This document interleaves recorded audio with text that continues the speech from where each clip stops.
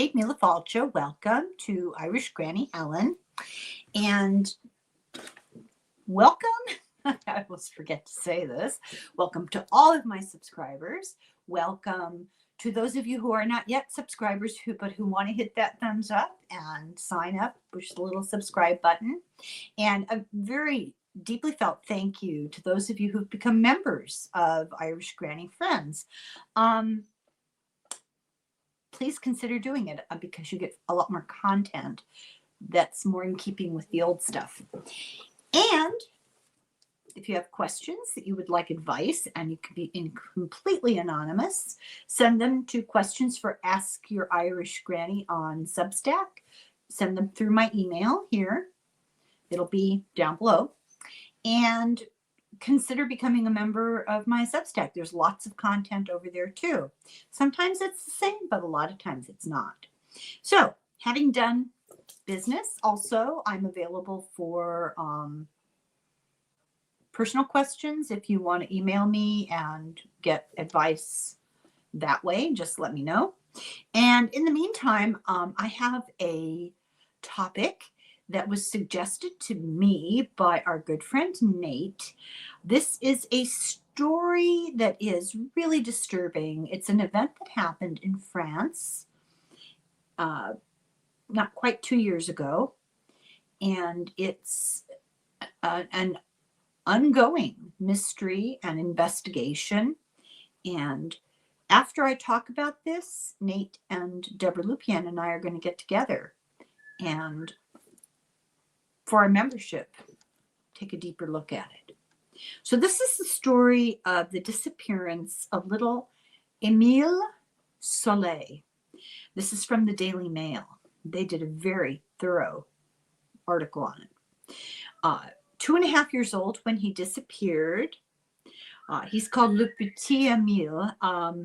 Probably didn't say that right, but it means little Emile.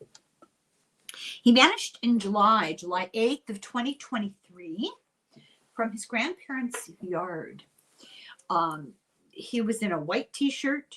No, I'm sorry, yellow t-shirt, white shorts, and little shoes. And there are conflicting stories about what happened. This is truly a mystery. The first story is he was playing in the garden of his wealthy grandparents' holiday house in Haute-Vernay, can't read my writing, while his grandfather, Philippe Vedovini, was loading a car up. Some say chopping wood. Some say loading a car with rails for a horse enclosure. As I said, a number of different stories. His grandfather was a former Roman Catholic monk and later physiotherapist. The other story is that his aunts and uncles, who were all children, we'll get into that, were up the hill a bit from the yard, building a hut of some sort. And he wanted to join, but he was young and they had left him behind under the care of his grandfather. And while his grandfather was distracted, he decided to take off down the road and meet up with them, with the other kids. But he was 2.5. Apparently it was boiling hot. I mean, really excruciatingly hot that evening. And some people claim they saw him walking. Then there are those who believe he just walked up the mountain alone. And I will interject my own opinion here. If you have ever read Missing 411, any of those books, seen any of those videos, you will know that search and rescue have an axiom when they're looking for small children. Almost never, almost 0 times will small children wander when they're lost uphill. That's too much effort. Little kids don't do that. It's much more likely that they'll go downhill, the path of least resistance. But nevertheless, some people say that he went up the mountain into the wilderness alone. But he has never been seen alive again. The investigation of this was one of the most comprehensive in French history. nothing was found for almost a year. March 20th, 24, his a skull and little teeth were discovered by a female hiker. And it's significant that we don't know who she was.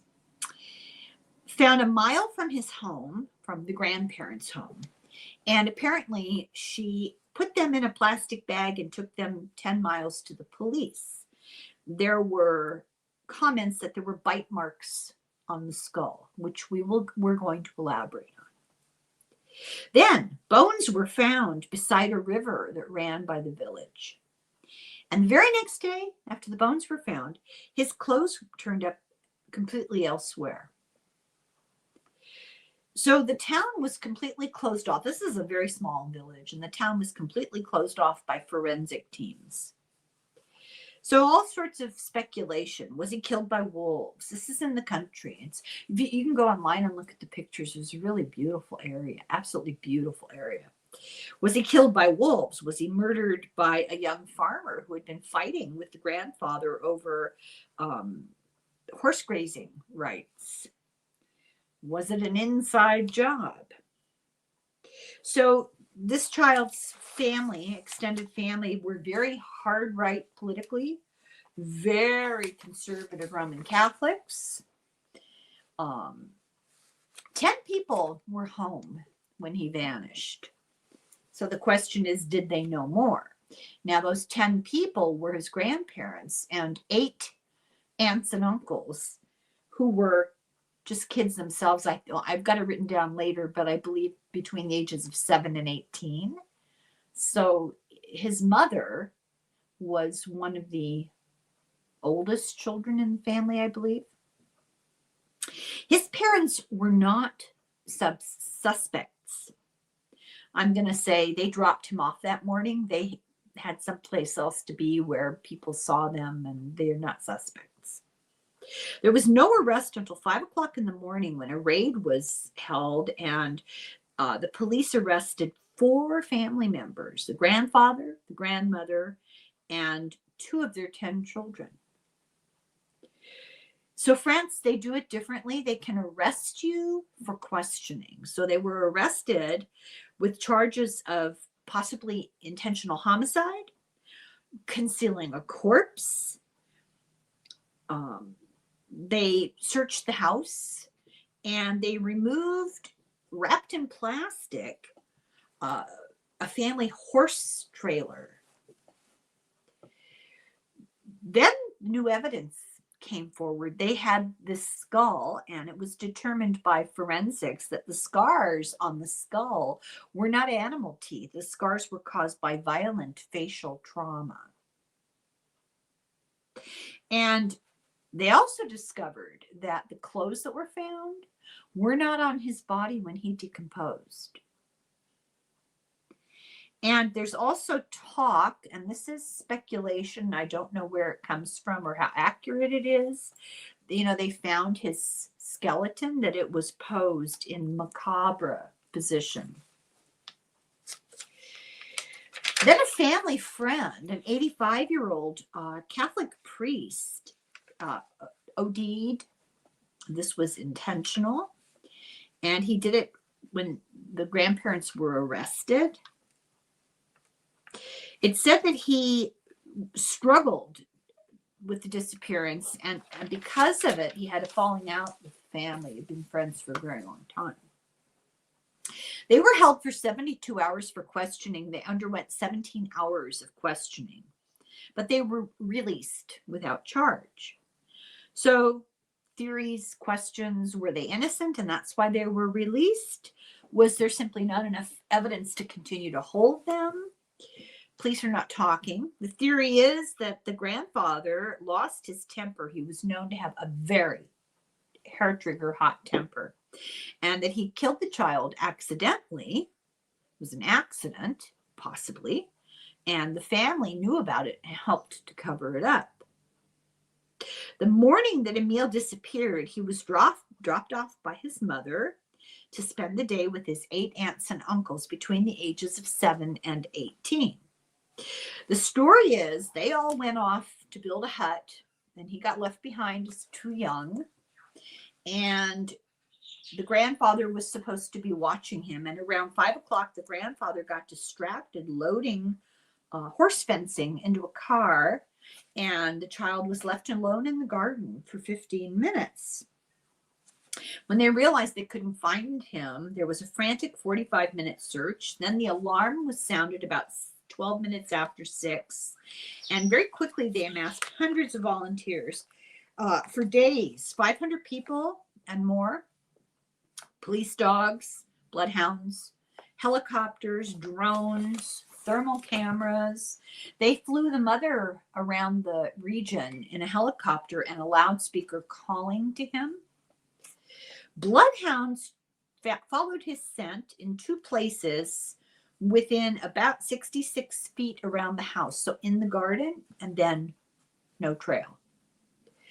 So there had been some other things that had happened in this area. 7 years previously, a cafe owner had been killed by a mentally ill customer. Then in March of 2015, a plane crashed. And I think I remember this. This was like a big plane, a passenger jet crashed about 2 miles east of their farm. The pilot did it on purpose, and 150 people died. This was very traumatic for the region. So when this little boy disappeared, villagers formed prayer groups and a lot of political grieving and expressions of fear. There were tons of rumors about this family. The grandfather had been a monk, and he quit to marry the grandmother. He was described by former students as rigidly religious. He was ultra right-wing politically. He was known to the police. In the 1990s, he had been working at a boarding school in the north of France that was run by Benedictine monks. And this was a target of a police investigation of allegations about the monks and the boarding school inhabitants. So he was called Brother Philippe. Philippe. This is en français. He was violent and authoritarian, is how he was described. He was very closely questioned by the police, and colleagues of his were indicted.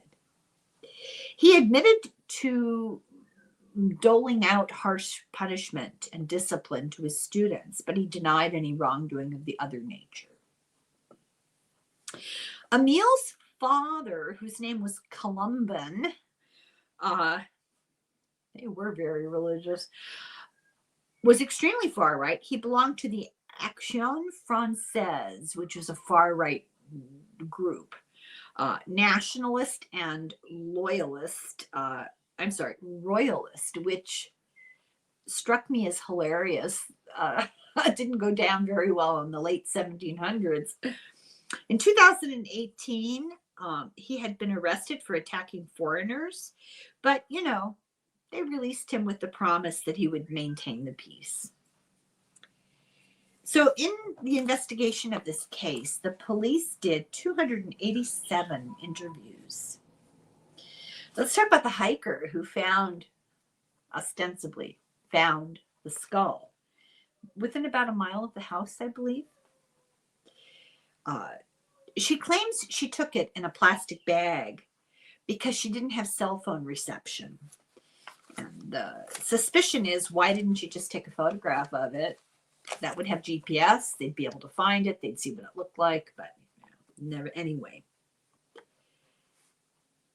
Why did Emile's scent end in the garden? They didn't follow him to the village, to the hill, to the mountain, nothing. And why was the horse trailer impounded? Questions being asked were questions like, was it used to move the body? Why all the contradictory accounts of the day? He was loading fences. He was chopping wood. The child went into the road. The child, just all these different stories. And a big, serious question was, would a 2.5-year-old decide to go alone up a mountain in the heat? It's mentioned all over this article how hot that day was miserable. And then finally, why did the family friend, the 85-year-old priest, come to the end that he came to? What did he take with him to the grave? So that's the story, and we will be covering it soon, so stay tuned. To let you know that I will probably pursue this more deeply myself, and then I'll be doing it with Nate and Deborah. So I feel like I'm going to pursue it right now. So you may want to stay tuned because I'll be uploading something here soon. It'll be behind the paywall, but it's 99 cents, and it's purely for a little bit of semi-privacy. So thank you very much for watching. Please be sure you're subscribed. Subscriptions tend to disappear. I just discovered my subscription to Nate's channel had been taken down. I mean, come on. I better check a couple of other people while I'm at it. So thank you for watching. I really, really, really appreciate all your kind words and your support. And everybody hang in there. We'll do our best. It's long as well. Sláinte.